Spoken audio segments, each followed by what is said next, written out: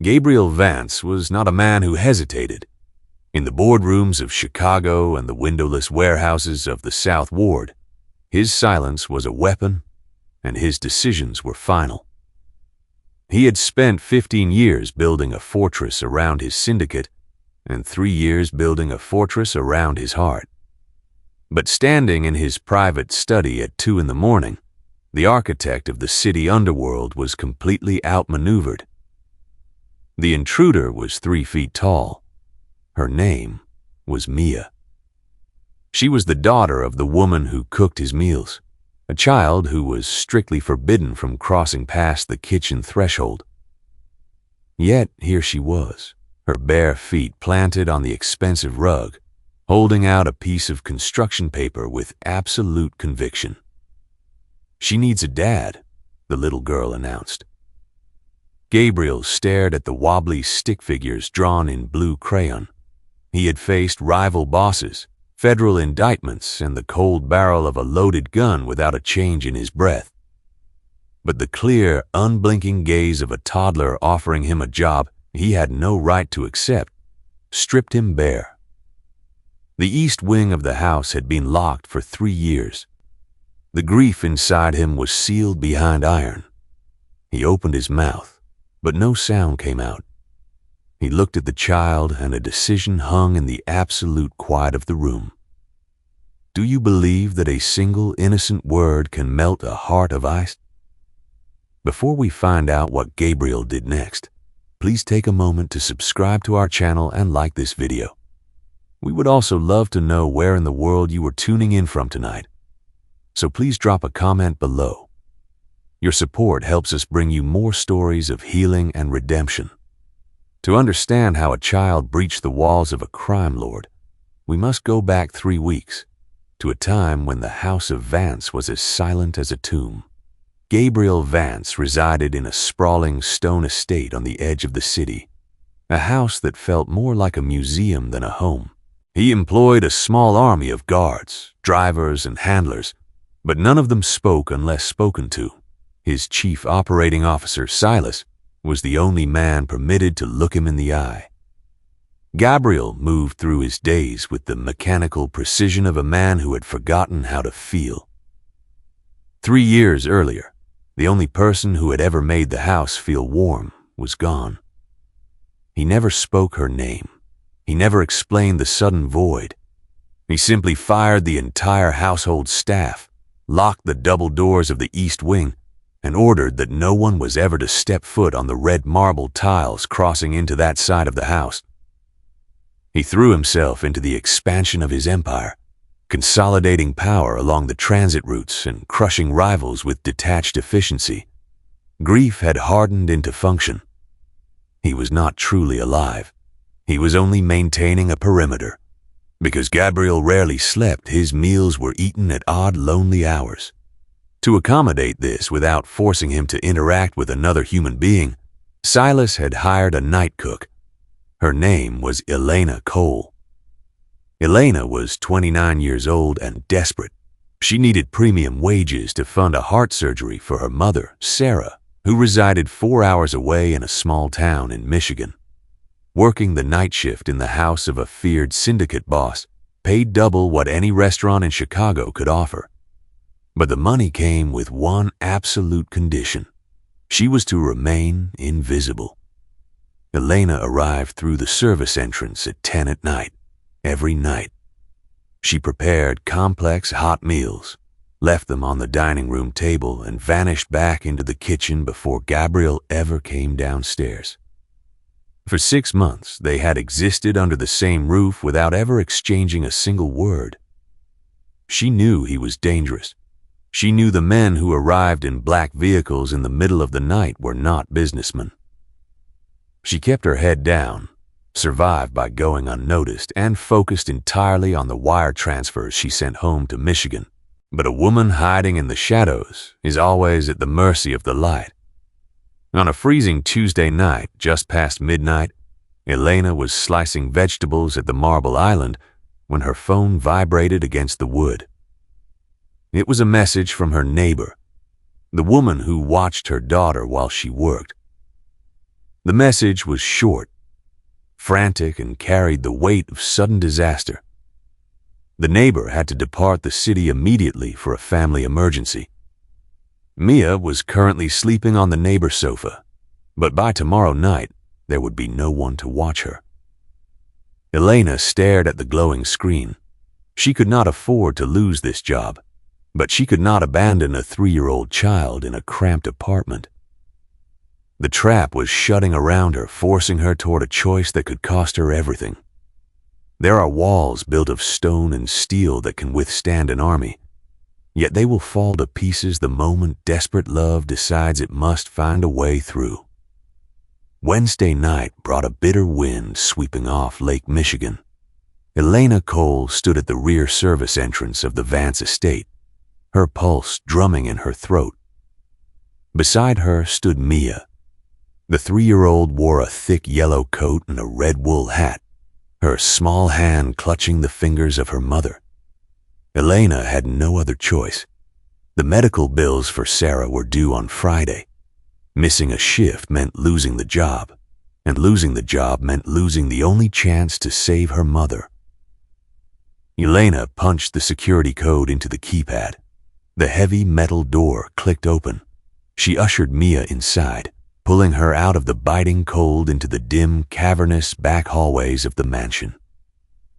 "We have to play a game tonight," Elena whispered, crouching down to level her eyes with her daughter. "It is called the invisible game. You cannot make a single sound." Mia nodded solemnly. "Like a ghost." "Exactly like a ghost," Elena said. Elena led her daughter past the sprawling main kitchen and toward the rear pantry. Tucked behind a row of industrial refrigerators sat an old freight elevator. It was a relic from decades past, a heavy iron cage used to transport bulk dry goods from the basement. Elena pulled the grated door open. The metal groaned in the quiet hallway. She stepped inside with Mia and pushed the heavy iron lever. The floor shuddered, descending slowly into the subterranean storage level. In a small windowless alcove between shelves of flour and canned goods, Elena set up a makeshift bed. She folded 2 thick blankets and laid down a small pillow. She tucked Mia in, handing her a worn blue stuffed rabbit. "I will be right upstairs," Elena whispered. "Do not leave this blanket. I promise I will come get you when the sun wakes up." "I promise, Mommy," Mia said softly, her eyes already heavy with sleep. Elena took the freight elevator back up. She stepped into the kitchen and began her shift. The stainless steel counters gleamed under the low lights. For 3 hours, she worked with the focused discipline of a woman fighting for her life. She chopped vegetables, simmered a rich broth, and prepared a rack of lamb. The house above her was completely silent. Gabriel Vance was a phantom who usually occupied his study on the 2nd floor, only descending to the dining room long after Elena had retreated to the shadows. Elena wiped her hands on her apron and glanced at the wall clock. 1:15 in the morning. She lifted the heavy silver tray to carry it to the dining room. She felt a brief, fragile wave of relief. The plan was working. Mia was asleep. The shift was half over. The money would be wired to the hospital in Michigan by morning. Then, a flash of bright light swept across the frost-covered windows of the kitchen. Elena stopped walking. The heavy iron gates at the front of the estate were grinding open. She heard the low, powerful rumble of a vehicle pulling onto the gravel drive. A car door slammed. Then another. This was wrong. Gabriel never left the estate this late, and he certainly never returned through the main entrance with such speed. Heavy footsteps echoed on the stone steps outside. The front door unlocked with a sharp click. 2 sets of boots strode into the marble foyer. One stride belonged to Silas, the steady, heavy tread of a man who measured every step. The other stride was sharp, fast, and angry. It was Gabriel. Elena set the tray down on the counter. Her hands shook. She was supposed to be unseen. She backed toward the pantry, intending to slip into the freight elevator and vanish into the basement. Before she could reach the doorway, the heavy oak doors of the kitchen swung inward.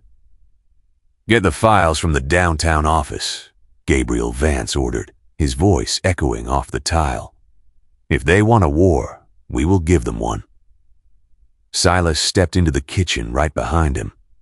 "Yes, boss. I will handle it tonight." Gabriel stopped in the center of the room. He did not look at the simmering stove. He did not look at the prepared tray. He turned his head slowly, and his dark eyes locked directly onto Elena. She was trapped in the open, fully visible, standing only 20 feet away from the most dangerous man in Chicago. And in the basement below, right beneath his expensive shoes, a 3-year-old girl was sleeping. Desperation will always force a person to walk out onto thin ice, but it is only the sudden crack beneath their feet that reminds them how deep the dark water truly is. Gabriel Vance looked at Elena. For a second that felt like an hour, the room was perfectly still. Elena stopped breathing. She waited for the order that would cast her out into the winter night. Instead, Gabriel spoke in a voice devoid of any human warmth. "Black coffee. Leave it at the bottom of the main stairs." He turned his back on her and walked out of the kitchen. Silas followed, his heavy boots echoing on the marble. Neither man looked back. To the syndicate boss, Elena was not a person. She was simply a fixture of the house, no more important than the stainless steel sink or the oven. Elena leaned against the counter, her knees trembling. She had survived the encounter, but the terror left a cold ache in her chest. She brewed the dark coffee, walked it to the foot of the grand staircase, and retreated to the safety of the kitchen. The hours dragged on. The wind outside howled against the thick glass of the estate windows. At 4:15 in the morning, Elena crept back to the pantry and pulled the lever for the freight elevator. The iron cage lowered her into the basement. The moment the grated doors opened, a biting chill cut through her thin apron. The subterranean level lacked proper heating, and the winter draft from the loading docks had turned the room into an icebox. Elena rushed to the small alcove. Mia was curled into a tight ball under the blankets, shivering violently. Her small hands grasped the blue rabbit, her teeth chattering in the dark. Panic seized Elena. She could not leave her daughter down here. The cold was too deep. She scooped the child into her arms, wrapping the blankets tightly around her small shoulders. She carried Mia into the elevator and pulled the lever to ascend. Back in the kitchen, the air was blessedly warm from the industrial ovens. Elena arranged a soft pallet of clean towels in the deepest corner of the walk-in pantry, hidden entirely from the main doorway. She set Mia down. The child stopped shivering, her breathing growing steady in the gentle heat. Elena knelt beside her. She needed to make the boundaries of this dangerous world absolutely clear. She took Mia by the hand and walked her to the edge of the kitchen hallway. Beyond the kitchen threshold, the white marble of the floor ended abruptly. A stark line of dark red marble tiles began, stretching down a long unlit corridor toward the heavy oak doors of the forbidden east wing. "Mia, look at me," Elena whispered, her tone sharper than she had ever used before. The 3-year-old looked up, her large brown eyes wide. "Do you see the red floor?" Elena pointed down the corridor. "You must never step on the red floor. The white floor is safe. The red floor is danger. If you touch the red floor, the monsters will wake up, and we will have to leave." Mia looked down the shadowy hallway, then back at her mother. She clutched the blue rabbit tightly against her chest. "I promise, Mommy. Only the white floor." "Good girl," Elena breathed, kissing the top of her daughter's head. She guided Mia back to the makeshift bed in the pantry. Within minutes, the child was asleep again. Elena returned to the stove. She began whisking eggs for the morning service, her shoulders finally dropping an inch. The house was quiet. The crisis had been managed. She had kept her job, and her daughter was safe and warm. Then a violent noise shattered the silence. It was a heavy metallic crash, echoing through the empty mansion like a gunshot. Elena dropped the whisk. The metal clattered against the ceramic bowl. She spun around, her eyes fixed on the hallway.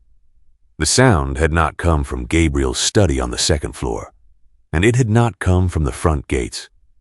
The noise had come from behind the heavy oak doors of the east wing. We draw strict lines on the floor to keep our children safe from the monsters we know, entirely forgetting that innocence has never learned to obey the geography of fear. Gabriel did not flinch when the heavy crash echoed through the foundation of the estate. Rising from his leather chair in the second-floor study, he opened a mahogany drawer and retrieved a loaded pistol. He moved into the dim corridor with the absolute silence of a predator. Silas had warned him that rival factions were testing their borders this week. Gripping the cold steel of the weapon, Gabriel descended the grand staircase, expecting to find armed men standing in the shadows of his foyer. The wide entrance hall was completely deserted. Pale moonlight spilled across the white marble, revealing nothing but empty space. Lowering the barrel slightly, Gabriel followed the lingering vibration of the noise toward the kitchen hallway. He stopped dead at the edge of the red marble tiles. Ahead of him, the thick oak doors of the east wing stood ajar. Someone had failed to fully engage the deadbolt during the evening perimeter check, and the violent winter draft had blown the heavy wood inward. Gabriel crossed the forbidden red tiles and pushed the doors wide open. The grand sitting room inside resembled a graveyard. Every piece of furniture was draped in white linen, standing like silent monuments in the dark. A rusted window latch had snapped under the gale blowing off the lake. The driving wind had knocked over a heavy brass floor lamp, shattering its glass shade against the hardwood floor. Relief was a luxury Gabriel rarely permitted himself, but he lowered the pistol and walked across the room. He forced the window shut against the storm and threw the secondary lock. Turning around to leave, he intended to seal the wing once more and forget the intrusion.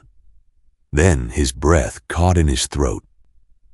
Standing in the absolute center of the room was a tiny child. She was perhaps 3 years old, wearing faded sleep pants and dragging a stuffed blue rabbit by one worn ear. Woken by the crash, she had wandered out of the pantry. Ignoring the terrifying boundaries set by her mother, the little girl had walked directly across the red tiles because a loud noise demanded an investigation. Gabriel stood perfectly still in the shadows. He did not know who this child was, nor how she had bypassed his exterior security. The syndicate boss only knew that no living soul was allowed inside these walls. The toddler did not notice the tall man watching her from the dark. Her wide brown eyes were fixed entirely on a low-glass table, resting before the cold fireplace. Sitting alone on the polished glass was a silver music box. Intricate vines were carved into its sides, now dull with 3 years of accumulated tarnish. It was the very last object his wife, Nora, had touched before she died. Since the morning of her funeral, Gabriel had not allowed himself to look at the silver box, much less touch it. Mia dropped her rabbit onto the floorboards. Taking 2 steps forward, she reached out with both small hands and lifted the music box from the table. A sharp ache struck Gabriel squarely in the chest. He wanted to shout an order for her to drop it. Snatching the relic from her hands seemed like the logical reaction, but his muscles locked. Paralyzed by the sight of someone holding the physical weight of his grief, he could only watch. Turning the box over, Mia found the small winding key on the side. She twisted it with clumsy fingers. The internal gears clicked. but no melody played. The delicate spring inside had snapped years ago.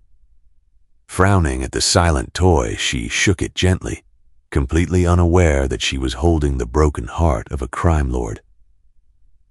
"It is broken," Mia announced to the empty room, her high voice echoing off the vaulted ceiling. Stepping out from the shadows, Gabriel let his heavy shoe strike the hardwood floor. Mia turned around. Seeing a towering figure holding a dark weapon at his side, she did not scream. She did not drop the heavy silver object. Gazing up at him with unblinking curiosity, she simply held the music box forward in her palms, waiting for him to fix it. There is an invisible gravity to a locked room that pulls hardest on the innocent, because a child does not yet understand that some doors are kept shut to protect the living from the ghosts. Gabriel looked down at the child. He looked at the loaded pistol still gripped in his right hand. Slowly, carefully, as if moving too fast might shatter the delicate air between them, he engaged the safety and slid the weapon into the holster at his back. He did not speak. His throat was tight, choked with dust from a room he had refused to enter for 1,000 days. Mia tilted her head, studying his face. She took a step closer. Gabriel, a man who commanded an empire through sheer intimidation, instinctively took half a step back. The retreat was small, but it was absolute. He was retreating from a 3-year-old in pajamas. "You look sad," Mia observed plainly. She did not offer the silver box again. Instead, she set it carefully back on the glass table, exactly where she had found it. She picked up her blue rabbit from the floorboards, holding it by its worn ear. Then she walked directly up to the syndicate boss. She stood so close that the toe of her small slipper almost touched the polished leather of his shoe. Gabriel stared down at her. He expected her to run. Every adult in Chicago ran when he looked at them like this. But Mia simply looked up, reached into the pocket of her faded sleep pants, and pulled out a small, crumpled square of paper. She pressed it against his dark wool trousers. "She needs a dad," Mia announced. Gabriel slowly extended a trembling hand and took the paper. He unfolded it. 3 stick figures were drawn in blue crayon beneath a wobbly yellow sun. 1 tall figure, 1 smaller figure with long hair, and 1 very tiny figure, holding what looked like a blue animal. Above the tall figure, spelled out in uneven block letters by an adult hand, was the word friend. He recognized the drawing. It was the same crude artwork that the night cook had left taped to the refrigerator 2 weeks ago, likely meant only to cheer up a child. Now it was being offered to him as a solution. Mia noticed the draft blowing in from the window Gabriel had just forced shut. The room was freezing. She reached down, grabbed the thick wool blanket that had draped a nearby armchair, and tugged it loose. Dragging the heavy fabric across the floor, she lifted it toward him with both hands. "You are cold," she stated. It was an act of complete, misdirected care. He was shivering, yes, but not from the temperature of the room. He was shivering because an innocent child had just touched the deepest wound in his chest and offered him a blanket to fix it. For the first time in 3 years, Gabriel felt a sudden, terrifying warmth rising behind his eyes. A frantic noise erupted from the hallway. Footsteps slapped rapidly against the red marble tiles. Elena burst through the oak doors, her face entirely devoid of color. Her apron was stained with flour, her breathing ragged and shallow. She saw Gabriel standing in the shadows of the forbidden room. She saw Mia standing at his feet, holding a blanket toward him. She saw the silver music box sitting on the glass table. The mother did not scream. She knew that screaming around men like Gabriel Vance only triggered violence. Instead, she rushed forward, dropping to her knees on the hard floor right between the crime lord and her child. She wrapped her arms tightly around Mia, pulling the little girl against her chest as if expecting a bullet to strike her back. "Sir, I am so sorry," Elena whispered, her voice shaking violently. She kept her eyes fixed firmly on the floorboards, refusing to look at his face. "Please. I brought her because my mother is dying and the sitter left. I had nowhere else. She does not know the rules. Punish me. Take my wages. Take my life if you have to, but please let her walk out of this house." She curled her body entirely over the child, making herself a physical shield. Mia squirmed in the tight embrace, confused by the sudden terror of her mother. Gabriel looked down at the woman trembling at his feet. He looked at the piece of paper in his hand. He had the power to destroy them both with a single word. He had built his entire existence on punishing those who crossed his boundaries. Instead, he let the paper drop to his side. His voice, when it finally emerged, was raspy and low. "Stand up, Elena." It was the first time in 6 months he had ever spoken her name. A man can build an impenetrable fortress against the cruelty of the world, only to discover that he is utterly defenseless when confronted by an act of unexpected grace. Elena did not move. She remained curled over her daughter on the hardwood floor, expecting the low command to be followed by the heavy grip of a guard pulling her away. When no hands grabbed her, she slowly lifted her head. Gabriel had stepped back, giving her space. His dark eyes were not blazing with anger, but fixed entirely on the crayon drawing he had carefully folded into the pocket of his trousers. "Stand up," Gabriel repeated, his tone softer this time. Elena scrambled to her feet, lifting Mia securely onto her hip. The little girl rested her chin on her mother's shoulder, still clutching the blue rabbit, completely undisturbed by the tension in the room. Elena smoothed her flour-dusted apron with a trembling, free hand. "I will pack my things immediately, Mr. Vance," Elena said quickly. "I will leave the premises.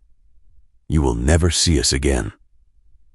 Gabriel crossed the room to the window, staring out at the frozen grounds of the estate. The sky in the east was beginning to turn a pale, bruised purple. He did not want them to leave.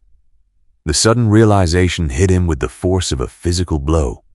The absolute silence he had cultivated for 3 years suddenly felt like a cage, and the child's small voice had been the first sound to break the lock. "Where does your mother live?" Gabriel asked, not turning around. Elena blinked, completely thrown off balance by the question. "Michigan. A town called Havenwood. Why do you ask?"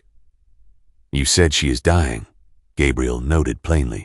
"The doctors say she has a few months," Elena replied, her voice breaking slightly. "Maybe less. My father left us when I was a child. She raised me alone. I just wanted to earn enough to give her a comfortable end, but I fear she will pass away without ever seeing me settled." Gabriel turned back from the window. He looked at Elena. She was exhausted, terrified, and carrying the weight of a dying parent on her thin shoulders. He knew exactly what it felt like to stand helpless while someone you loved slipped away. He had watched Nora die and had been unable to stop it.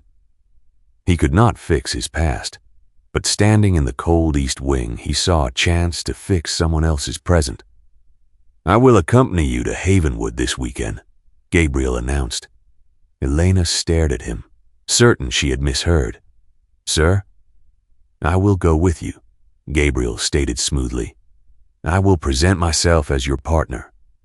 We will give your mother peace of mind that you and the child are cared for. It will be a brief trip. When we return, you may keep your job here, with full accommodations in the main house, so the child never has to sleep in a freezing basement again." Elena was speechless. She tried to find the catch, the hidden cost in the offer of a crime lord. Why would you do this for a night cook you have never spoken to? Gabriel looked down at the silver music box sitting quietly on the glass table. Because your daughter noticed that I was cold. Before Elena could argue, heavy boots sounded in the corridor. Silas appeared in the doorway, his broad frame tense, his hand resting near his jacket pocket. He scanned the room, his eyes darting from Gabriel to Elena, and finally to the child. "Boss," Silas said, keeping his voice level. "We have a situation on the perimeter."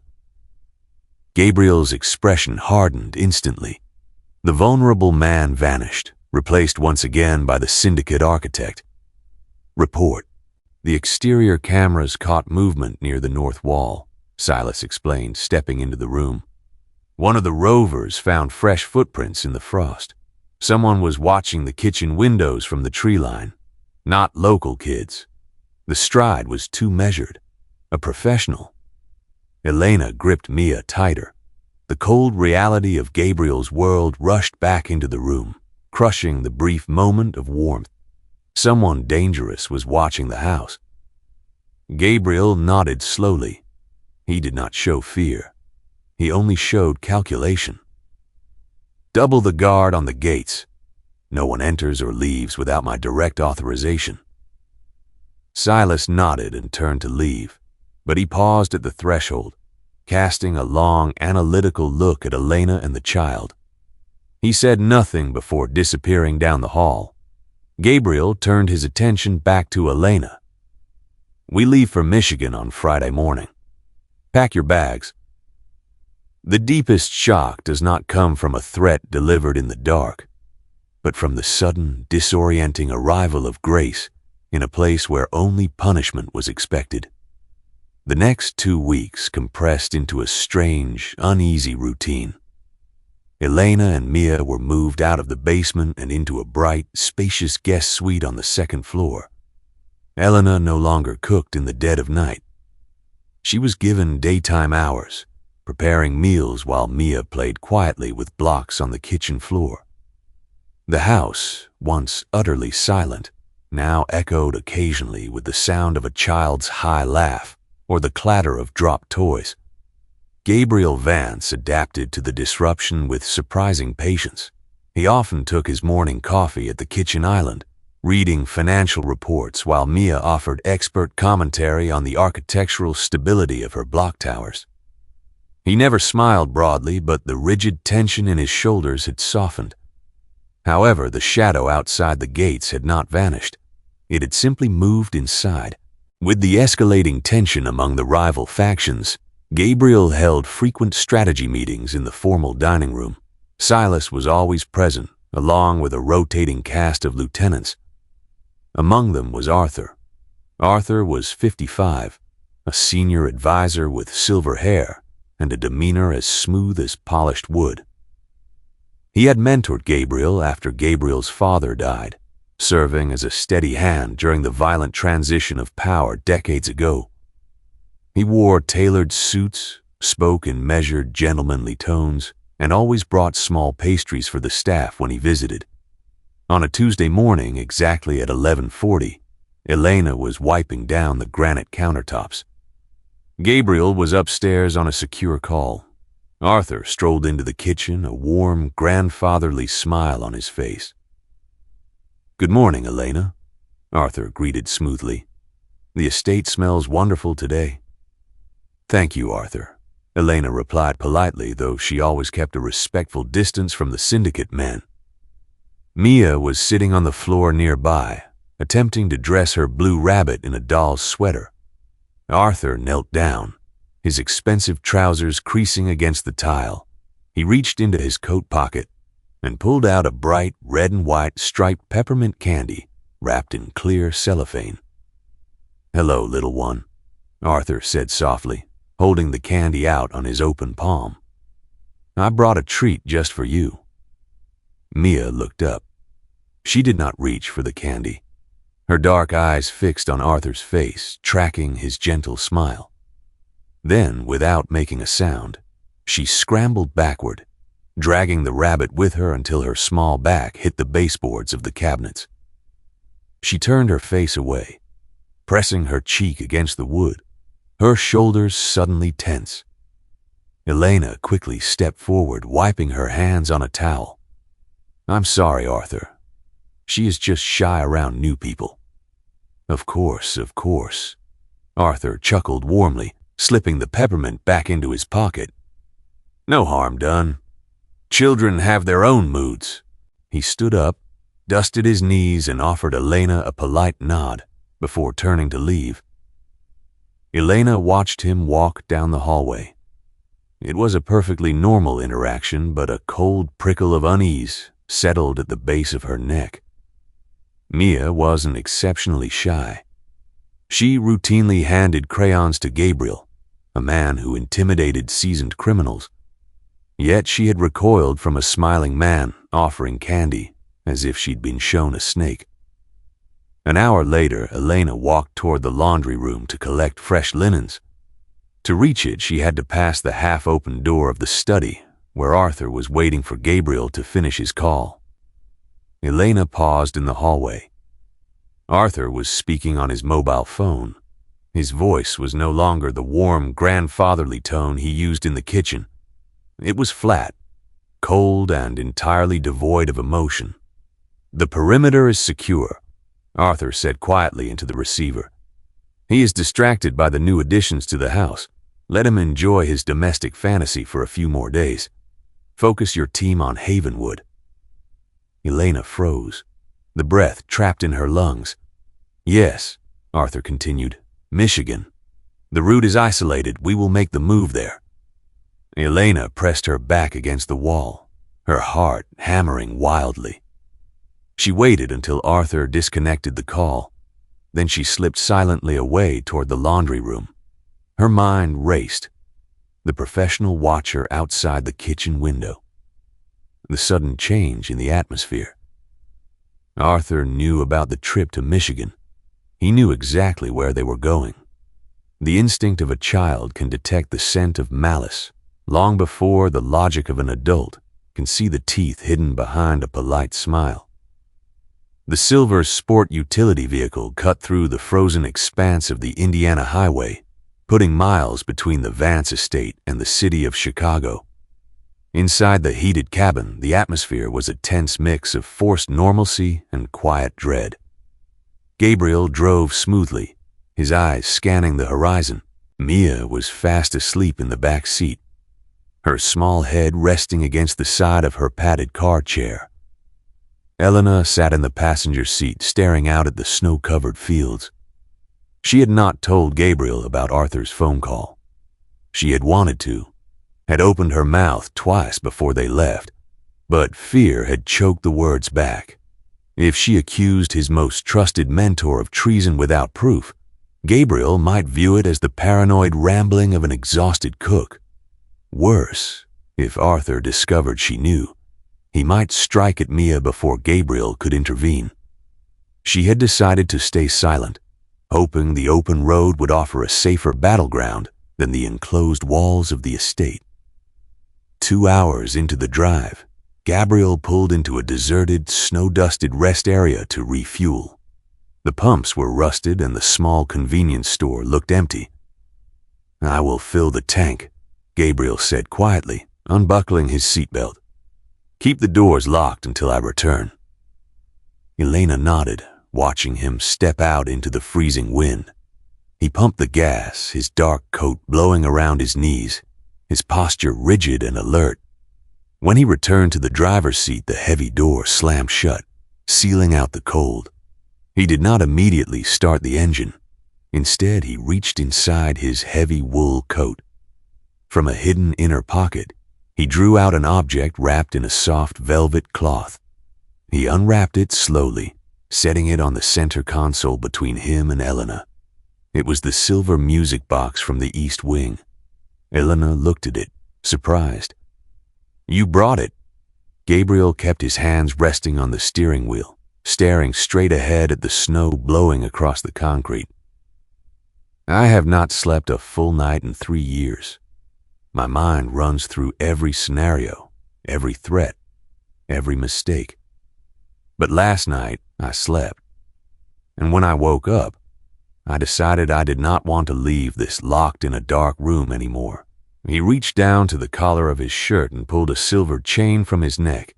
Hanging from it was a tiny, intricate silver key. He removed the chain, slotted the key into the side of the music box, and turned it. It did not play a melody. The broken spring inside only produced a sad, hollow, clicking sound. "It has been broken for a long time," Gabriel said, his voice dropping to a near whisper. "Just like everything else I tried to protect." Elena looked at the hardened syndicate boss. The man who ordered men around with terrifying authority was sitting in a freezing car, staring at a broken toy, looking more vulnerable than her sleeping 3-year-old in the back seat. She did not offer empty comfort. She simply reached across the console and placed her hand lightly over his. Gabriel did not pull away. He looked down at her hand resting on his. Then, for the first time since the day Nora died, Gabriel Vance closed his eyes and let a single, silent tear slip down his cheek. He did not brush it away. He let the quiet weight of the moment settle between them in the cold car.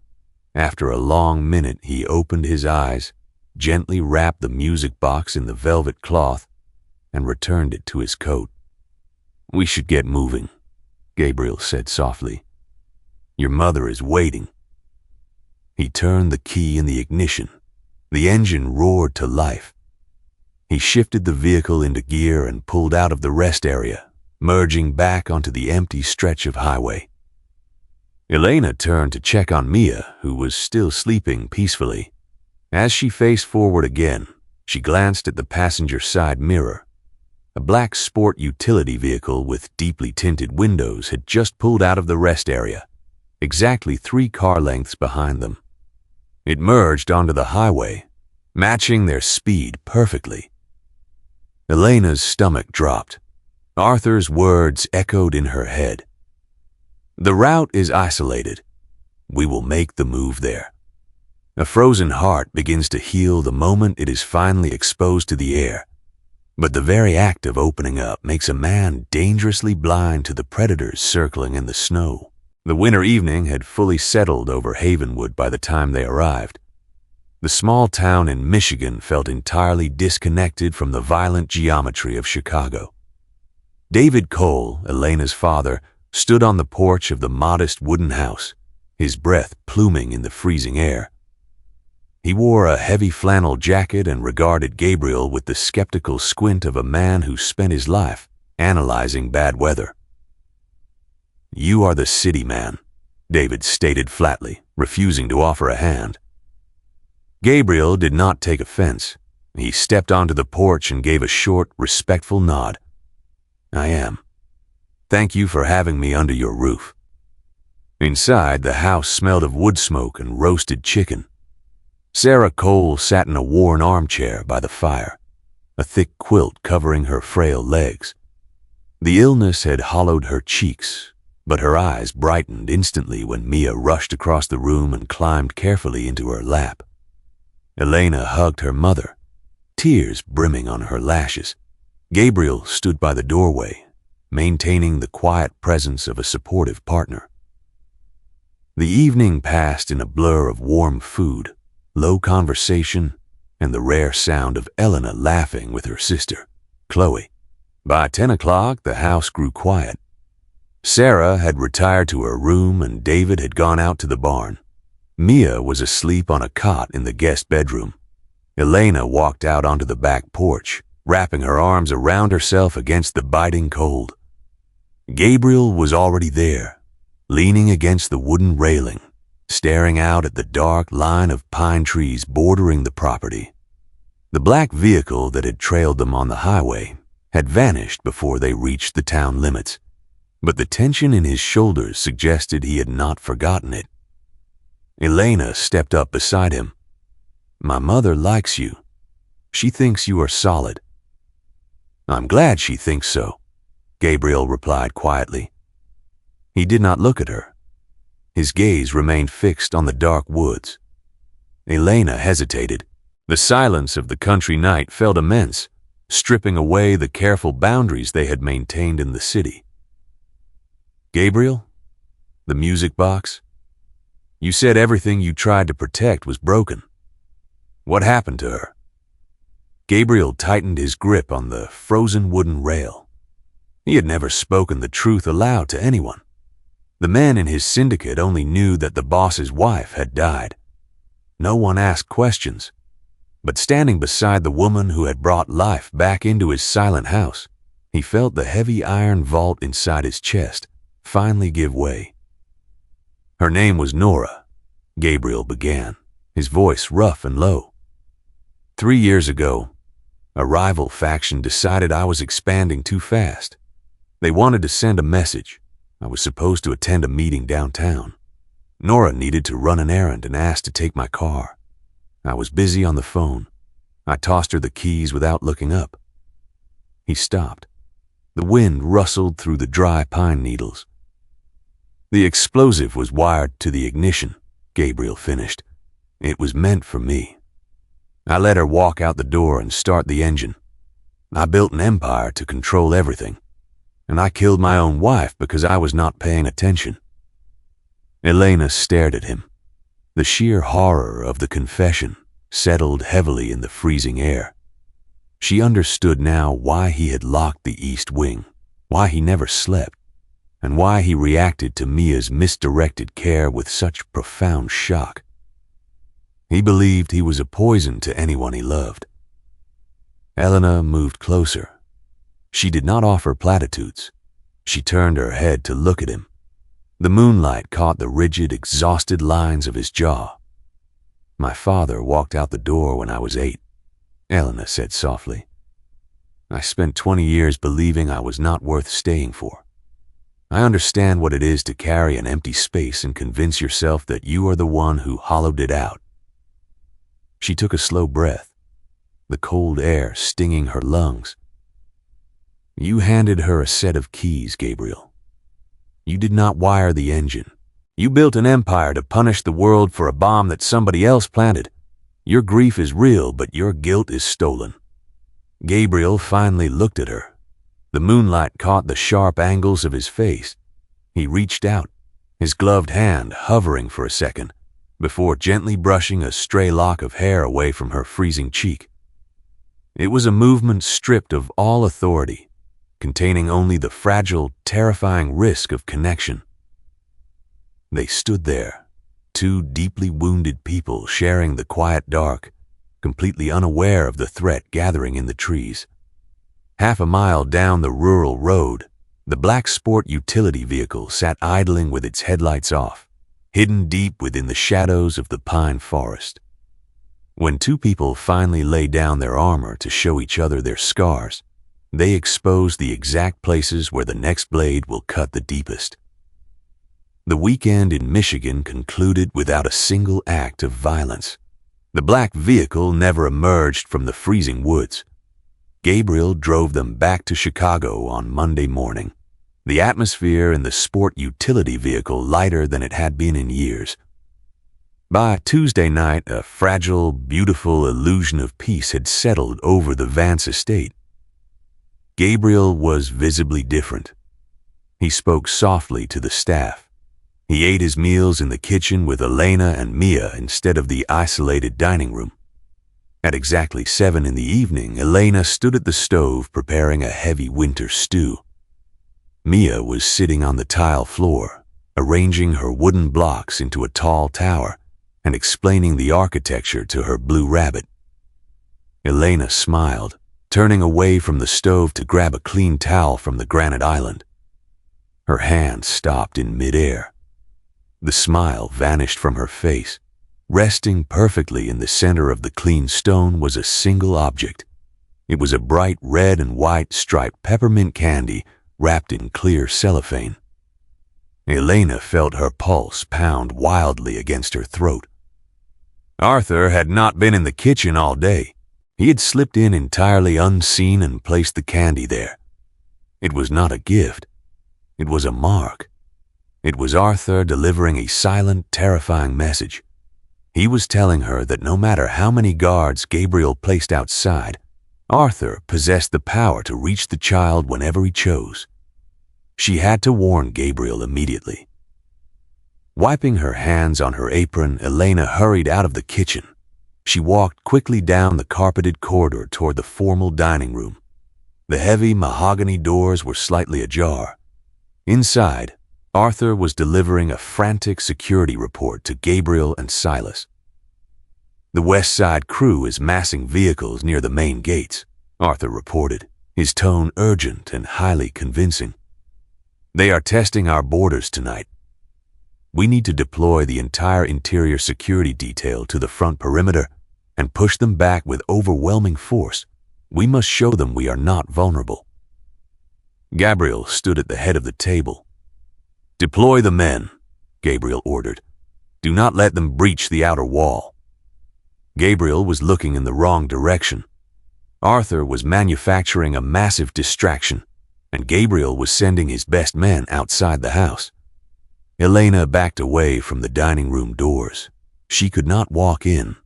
If she accused Arthur now, the senior advisor would simply deny it, and the guards loyal to him might act before Gabriel could figure out the truth. She needed to grab Mia and hide in the basement.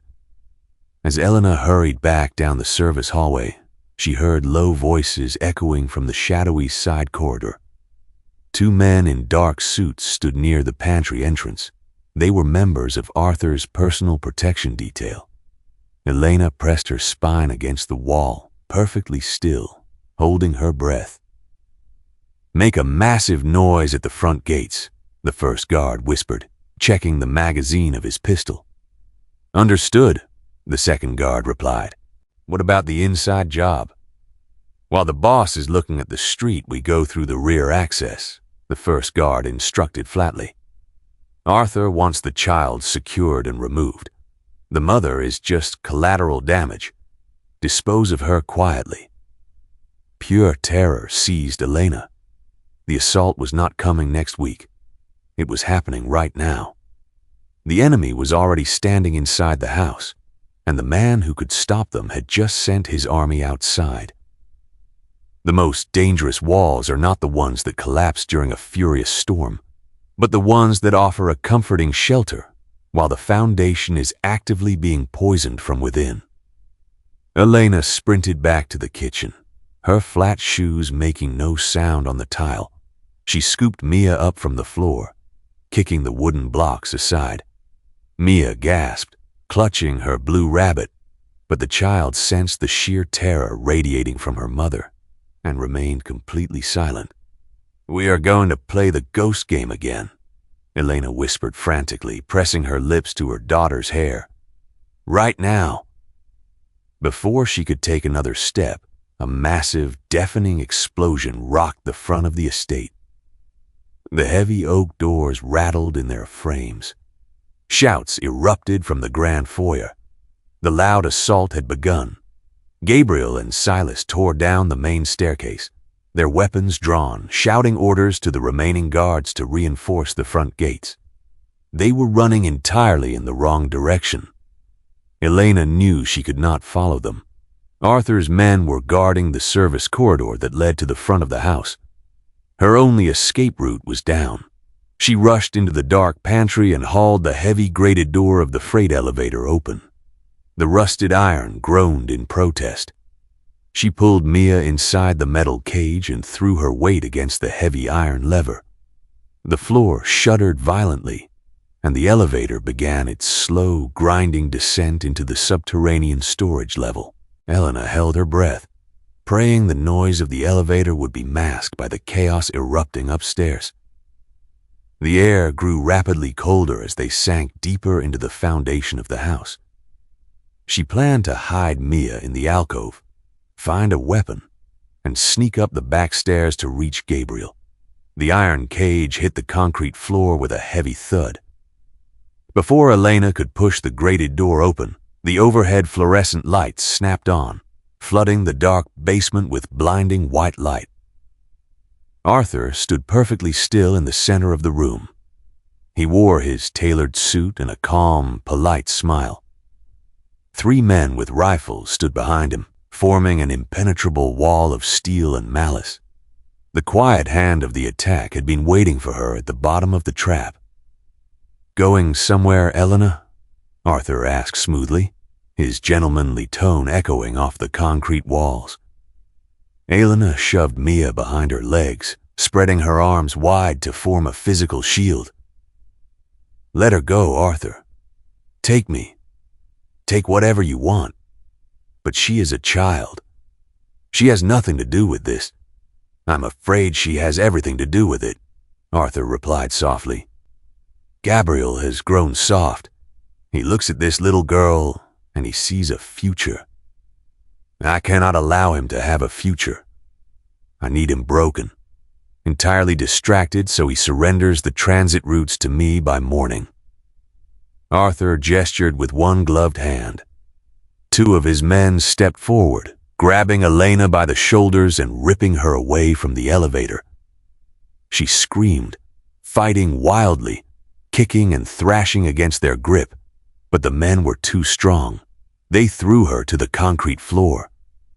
Mia cried out, running toward her mother, but Arthur reached down and scooped the little girl up by the back of her coat. He held her suspended in the air. The blue rabbit dropped to the freezing floor. "Do not hurt her," Elena shrieked, struggling against the heavy boots pressing her down.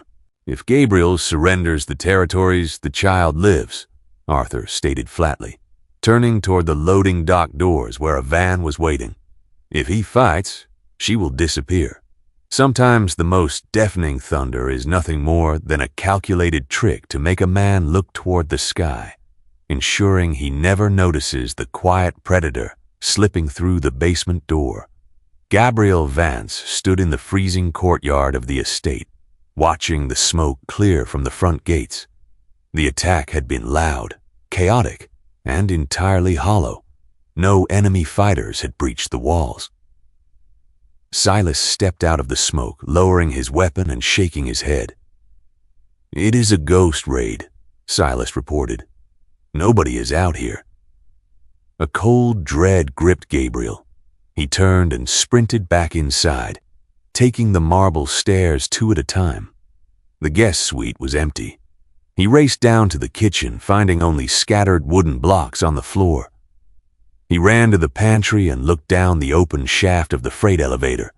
He took the main basement stairs, his boots hammering the concrete.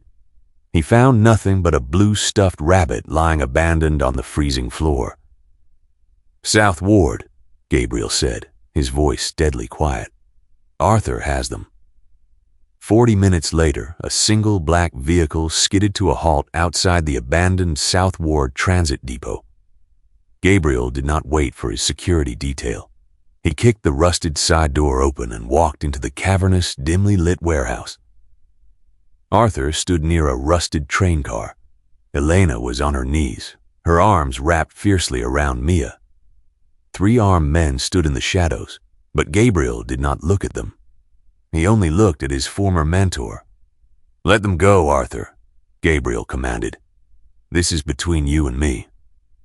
Arthur smiled, a sad, gentlemanly expression. "It has always been between us, Gabriel. 40 years ago, my father built the transit routes with his bare hands. Your father took the credit, took the money, and let my father rot in a federal cell. The Vance Empire was built on stolen ground. It is time the property returned to its rightful bloodline." "So you take a child?" Gabriel asked, stepping forward. "I take whatever breaks you," Arthur replied smoothly. "Just as I tried to do 3 years ago." Gabriel stopped walking. The air in the depot seemed to turn to ice.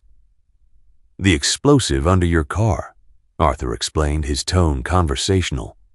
"It was a flawless mechanism. You were supposed to turn the ignition.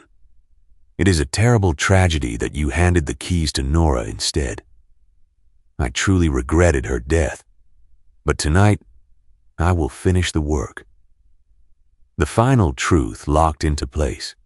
The devastating guilt Gabriel had carried for 3 years, the belief that his own negligence had killed his wife, shattered in an instant. He had not killed Nora. The man standing in front of him had murdered her. Arthur raised his weapon, aiming the barrel directly at Elena and the child. "Sign the transfer papers tomorrow, or they die right now." Gabriel did not negotiate. He did not hesitate. As Arthur tightened his grip on the weapon, Gabriel lunged forward, throwing his entire body between the barrel and the small family behind him. A single shot cracked through the warehouse. Gabriel felt a searing heat tear through his side. He staggered, but he did not fall. He stood tall, shielding them completely. At that exact second, the high windows of the depot shattered. Silas and Felix breached the warehouse from the upper catwalks. The ensuing gunfire was brief and absolute. The 3 guards dropped. Arthur raised his weapon again, but Silas fired once, and the traitor fell silent against the rusted train car. The threat was permanently eliminated. Gabriel dropped to one knee, clutching his bleeding side. Elena scrambled forward, pressing her hands frantically over the wound. Tears streamed down her face. Mia crawled to his side, her small hands resting gently on his heavy coat.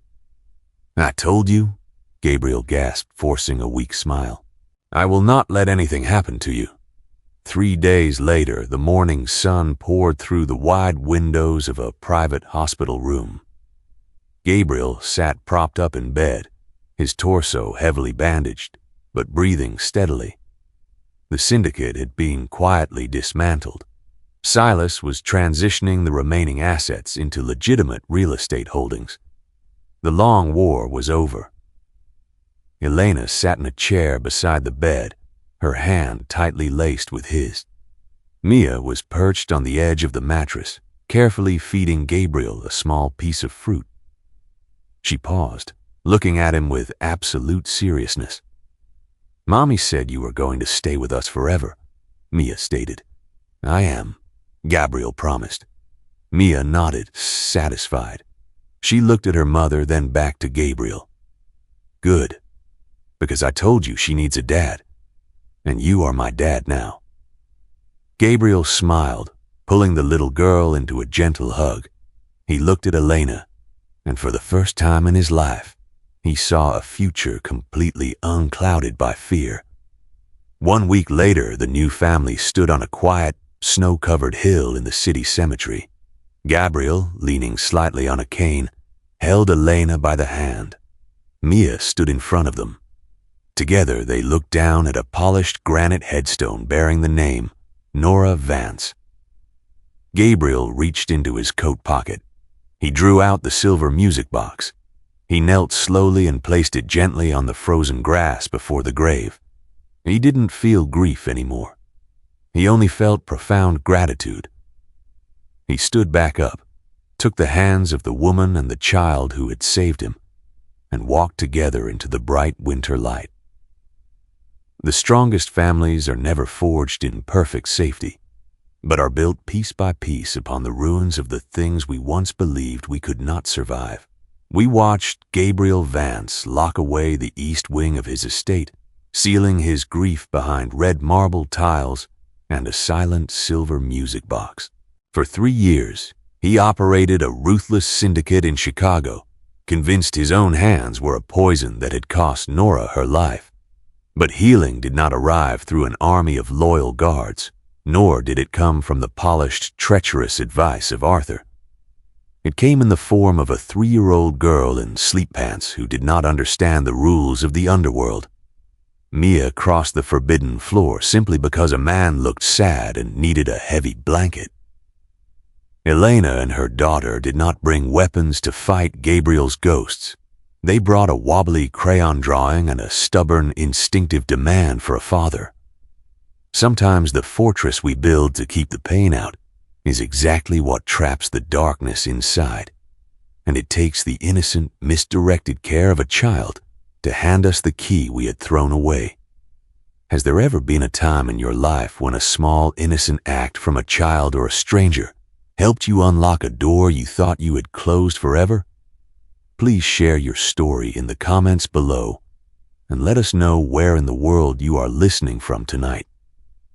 If Gabriel and Elena's journey touched your heart, please leave a like, subscribe to our channel, and share this video with someone who needs a reminder that no winter lasts forever.